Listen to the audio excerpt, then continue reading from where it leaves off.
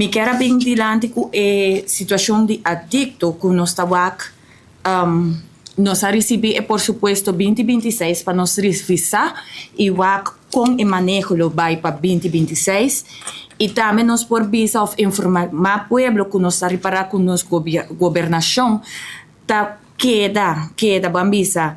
invertir den essa aqui fundação nang kuta cuida nos gente nang den situação nang vulnerável fundação por exemplo fundação para manejo de adicção Imelda Hofika Sakuna Stichting Guiami Fogdeirat reclassering sa aqui não tá jogando rol mais grande de nossa comunidade e assim na nossa wak atrobe que den por supuesto 2026 nos governação AVP futuro tá vai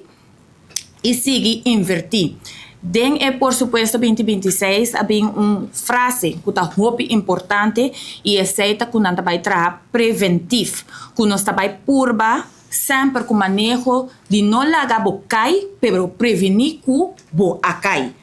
E esse aí nós também tem cuidado saúde mental que nós reparar também mais e mais bom de nós jovens.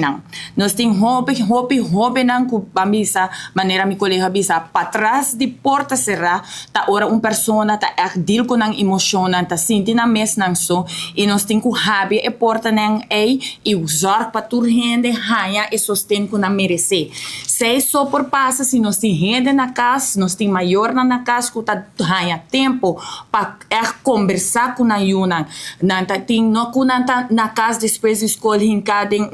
esquina que não tem amistade, whatever e sei também que nanta subir para caia cria amistade na negativo que tá bisa assim nata introduzir de diferente tipo de droga. E essa é mita hanya uma situação que nós tá mais e mais ora nos caia Canada nos kaya grande nang botawaku e persona nang akita hindi nang joven hindi nang kubota bisa na no ani biba ainda para estar em uma situação assim aqui.